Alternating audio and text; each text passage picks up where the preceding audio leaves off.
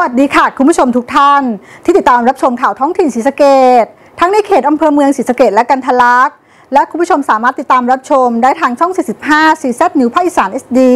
จานดาวเทียม IPM หรือจานสีส้มข่าวท้องถิ่นประจำวันนี้พบกับดิฉันลัคนากงแก้วค่ะผู้บัญชาการเรือนจำจังหวัดศรีสะเกษค่ะ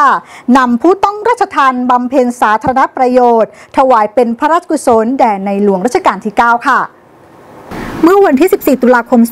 2562 ค่ะที่พระธาตุเรืองรองตั้งอยู่ภายในวัดบ้านสร้างเรืองตำบลยาปล่องอำเภอเมืองจังหวัดศรีสะเกษนายสุทัศน์จันอารักษ์ผู้บัญชาการเรือนจำจังหวัดศรีสะเกษพร้อมด้วยนายคำไทยทวีพัฒน์หัวหน้าฝ่ายฝึกวิชาชีพเรือนจำจังหวัดศรีสะเกษนายบุญเลิศวงเจริญหัวหน้าศูนย์ปฏิบัติการพิเศษเรือนจำจังหวัดศรีสะเกษพร้อมด้วยผู้ต้องราชทัณฑ์เรือนจำจังหวัดศรีสะเกษจำนวน 30 คนออกบำเพ็ญสาธารณประโยชน์โดยการตัดแต่งต้นไม้ตัดหญ้าเก็บขยะกวาดลานวัดถวายเป็นพระราชกุศลแด่พระบาทสมเด็จพระบรมชนกาธิเบศรมหาภูมิพลอดุลยเดชมหาราชบรมนาถบพิตรเนื่องในวันคล้ายวันสวรรคตในการบำเพ็ญสาธารณประโยชน์เนื่องในวันคล้ายวันสวรรคตพระบาทสมเด็จพระบรมชนกาธิเบศรมหาภูมิพลอดุลยเดชมหาราชบรมนาถบพิตรในครั้งนี้เพื่อรำลึกถึงพระมหากรุณาธิคุณของพระองค์โดยตลอดระยะเวลา7 ทศวรรษนับตั้งแต่ทรงขึ้นครองแผ่นดินได้ทรงงานอย่างหนักและตรากตามพระวรกายมายาวนาน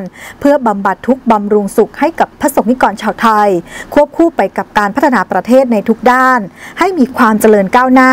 พระเกียรติคุณขจรไกลอย่างได้รับการแท้ซ้องจากชาวโลกอย่างลือลั่น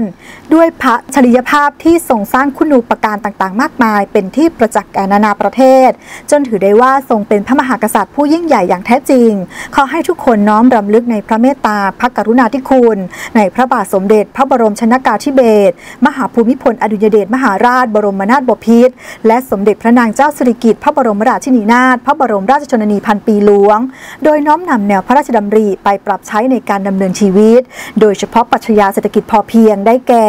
การรู้จักพอประมาณมีเหตุผลหมั่นศึกษาหาความรู้เพื่อรู้เท่าทันกับการเปลี่ยนแปลงของสังคมรู้รักสามัคคีซื่อสัตย์สุจริตขยันอดทนก็จะส่งผลให้ทุกท่านมีชีวิตส่วนตนและครอบครัวที่มีความผาสุกอย่างยั่งยืนค่ะ